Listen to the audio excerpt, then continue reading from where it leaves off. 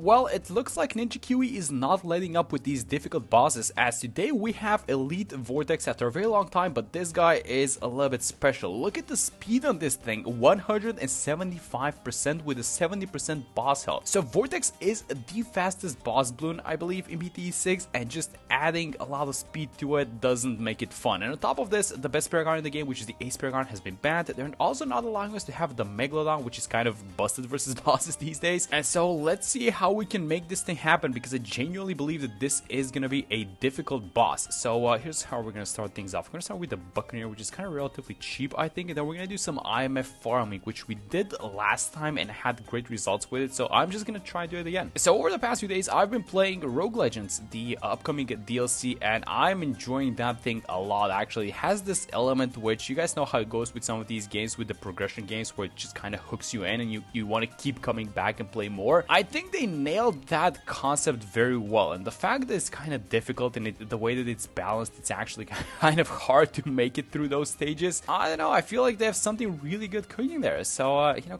can't wait to see when it comes out and how it's gonna look like in its final form. And as a result of playing, you know, Rogue Legends, I've not been playing as much vanilla BT6. I haven't even logged into my account yet. This is the first time for the boss, and because we're gonna try and do this IMF farming, but we want to save as much money as possible, I'm gonna try and be efficient by setting this Buccaneer Lazarus, this Monkey Knowledge, which gives them like 10% extra attack speed. So I want to be using that as well. Alright, so the plan with IMF farming is that you sell this one. Let me just get the banana salvage right away. So this one is going to sell for 2.6k, and then we're going to sell it and upgrade this one into the bank. So we're going to need about $1,000. But now my question is, can we greed it out a little bit? Because I really probably need to get going with the Grape Shot, which is 550, but it's so close, guys. It just depends on how many lives we're going to lose on this one and the next one, I think. Yeah, so the money is about there, but are we going to lose a lot of lives on the next one? Because once you buy the bank, you don't exactly make you know, round by round income. It's just collects itself as interest. So let's see how we do on round 15. This is gonna be, I still have this guy on last, which probably should be moved to first in a second, and the Grape Shot is 550. So this entire round is gonna need to get dealt with just like this base Buccaneer. And then I guess let's just switch this guy to first, use Benchy's ability, and just hope we don't lose that many lives, because we're probably gonna need them in a second. Yeah, that wasn't too bad actually, like 73 lives. That's fine. All right, so round 31, I think it's a great time to buy the IMFopolis. So I'm gonna sell both of these farms at the side. I'm gonna buy the small village like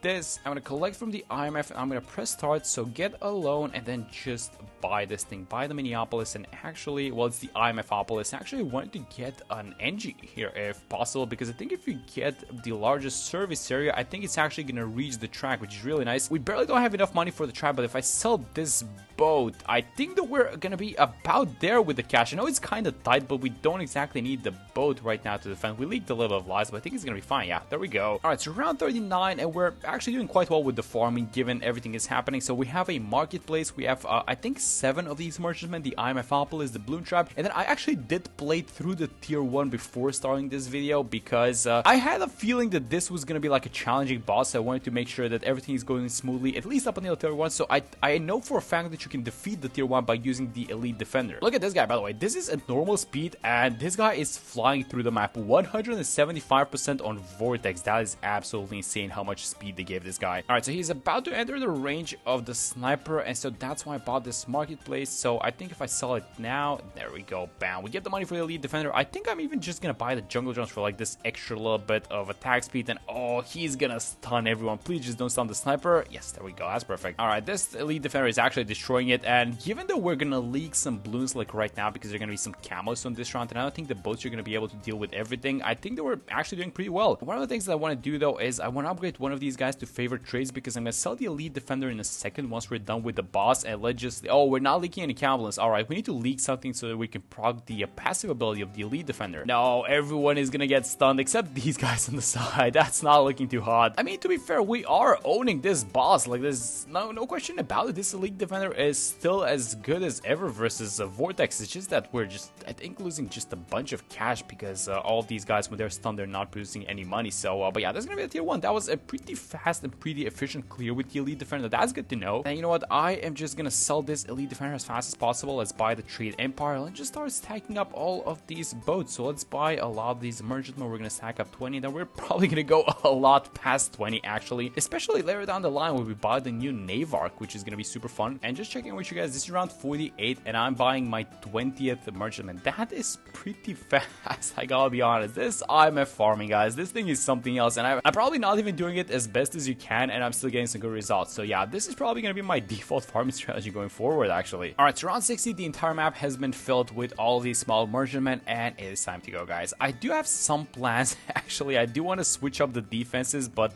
for now, let me just buy this thing. I bought it onto the Carrier flagship platform because it's gonna allow it to see like here on this like second crater, and I feel like if we start doing the damage a little bit earlier, that's gonna be better. So let me just spam by the mat, and let's see if we can just keep the boss into the left side as much as possible. That's gonna be nice. So as soon as we get the ability, I'm just gonna straight up use it, and then because eventually the boss, I feel like, is gonna make it here in the middle, I think I'm gonna start upgrading these guys on the right side to the favorite traits first, and then we're gonna move on to, I guess, everyone else. But how is the mad damage looking? So the HP is not a problem. That's kind of the thing. It's 70% HP, but the problem is just gonna be how fast this guy is. Also, let me, by the way, put one more of these farms. I should have done this a while back actually. Let's activate the ability again, and if we can manage to keep Vortex into the left side as much as possible, I think that's gonna be super beneficial. So we dealt with like 3 skulls so far. It's doing fine, honestly. I think whenever he makes it into the middle, he's gonna start selling the mat actually. So and that might be now. So do we move away the mat for a second? I think we do. Yeah, let's have the mat attack here towards the bottom for a second. Oh no, please don't attack the boss. Like the boss's hitbox is so big, it's gonna explode on top of the mat. Now that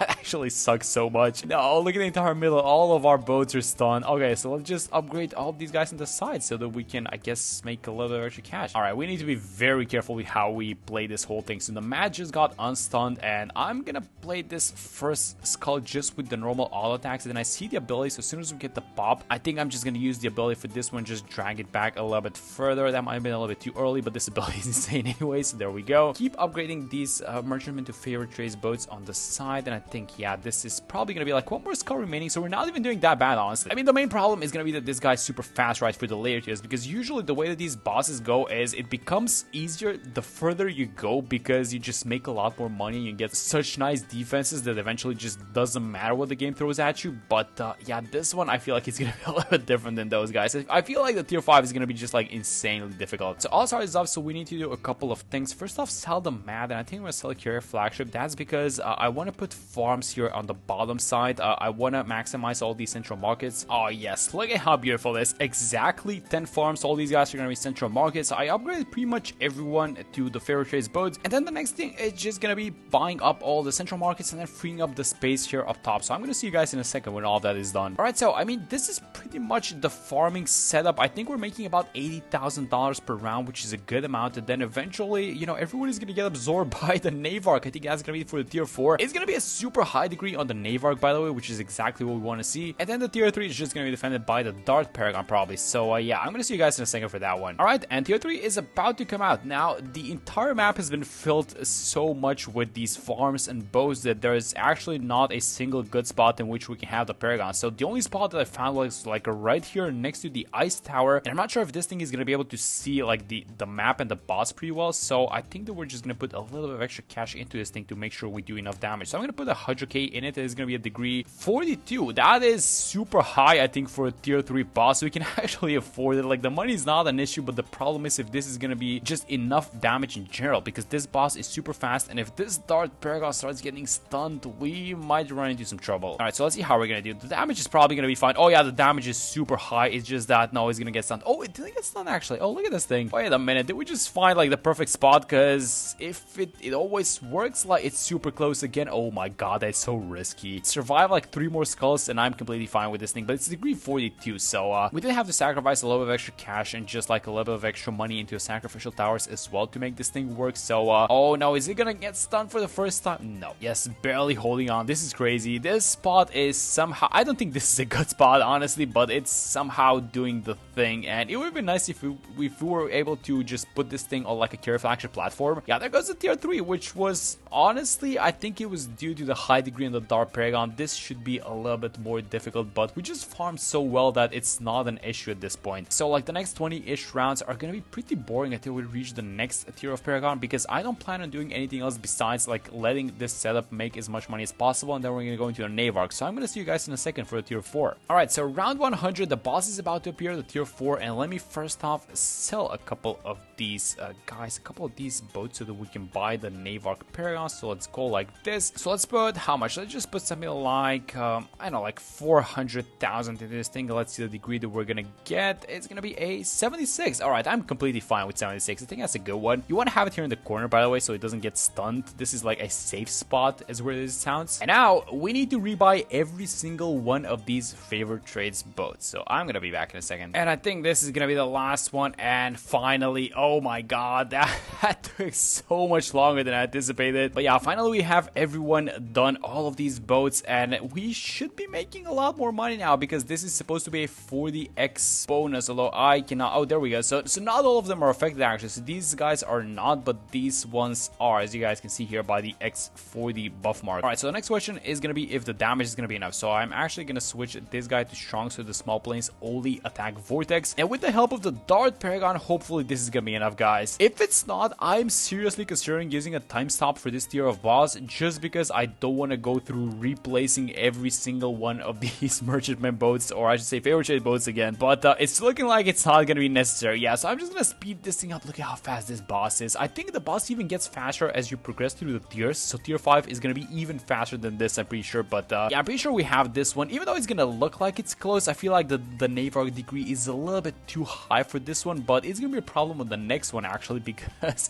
the guns on the Nave arc are not gonna be able to attack. It's only going to be the small planes, so we're gonna lose a lot of damage on that thing. But yeah, that was the tier 4, so only one tier of boss left. And yeah, let's just let these rounds play, and I'm gonna see you guys in a second for the tier 5. Alright, and there it is, round 119, $4 million. We're gonna sell all of these favorite chase boats now, and we need to buy 2 Paragons and I think the VTSG. So let me get started on that. Alright, so Paragon number 3 is gonna be the sub Paragon, so let's have it here in the corner so it doesn't get stunned and you can also see the entirety of the map. So let's see what's the degree that we're gonna get. This is gonna be pretty much maxed out, right? I think so. That's gonna be a 61. That's very good. And let me buy the Ninja here in the corner. Let's see how much is the max that we can spend. So we're gonna be left with 700,000. Ooh, do we like that? That's not a lot of cash though. You know what? I'm gonna buy this, and then here in the middle, I think I'm gonna buy something like a temple. It's gonna be a 61 of the Ninja as well, by the way. So let's buy a temple and just spam sun avatars. I guess that's gonna be the last one. That is pretty much it. So $1,000 left. So here's what we have. We have degree 76 on the Nave arc, degree 61 on the sub, degree 61 on the Ninja, 42 on the Dart. Then we have a Sun Temple. This is a support temple with a bunch of Sun avatars, a bunch of Bomb Bat snipers, the Elite Defender, and then a Permabu here in the middle. I also bought all the damage amplification towers, and let's see if this is gonna be enough versus the tier 5. This guy is insanely fast, so hopefully this is enough, guys. I'm not sure, but I'm not ruling out using time stops in order to make this thing work because I really don't want to restart this. Alright, so around the get-go, something I'm noticing is that we're kind of doing fine, at least to begin with, but that was because the Nave arc was attacking with its guns, and that we're not going to be seeing that too much. There we go. It's off. It's out. So let's start using some of the other abilities. Let's go like this because the Sun avatars are going to start attacking in a second. So let's use the Homeland. And this is a very, very bad spot to defend this boss. You basically want to defend everywhere but the middle, but some of the towers are just like inevitably going to have to be there. So let me just check the Ninja. Yeah, he's throwing the charges. He's away from the action, but if I put him inside, I don't know, guys. Look at the sub Paragon, by the way, bombarding from the side. Look at how good it is. I feel like he's doing so much damage, and I guess the Nave arc is helping out a little bit as well, right? Oh yeah, this is actually going so much better than I thought. So, oh wait a minute, I used the Homeland while everyone's stunned. I didn't catch that. There we go. We're gonna get a little bit of use out of it, but yeah, in general, how is it gonna look? So we're gonna get one more pullback, 2 skulls left after we proc this one. I mean, the sub Paragon seems to be doing like a decent amount of damage. Actually, I feel like that's the only Paragon that's not getting stunned or not just kind of being limited by something, because the Nave arc's guns are not attacking. It's only the small planes, and then the Ninja is just throwing, you know, these charges. Although the Ninja is doing a decent amount of damage. Look at this thing. It's like 300k per charge, which is really nice. Let me check the subs pops, by the way. 8.5 million out of 23.5 in total. So this is gonna actually go a little bit further than that. You know what? We should have actually done a little bit more to get a high degree on the sub, it looks like, because this guy is the one that's actually carrying. Yeah, he's got like over, I want to say like 40% of the HP done just by himself, and there we go. That's gonna be the boss. I mean, look at how far this guy made it, guys. Usually don't let bosses make it this far, but this one is a special one. It's gonna require a lot of money because we farmed like crazy, and this defense is a little bit expected. Look at how far the boss made it. He almost left, but yeah, that was this week's Vortex. Actually, actually a difficult one, I want to say, but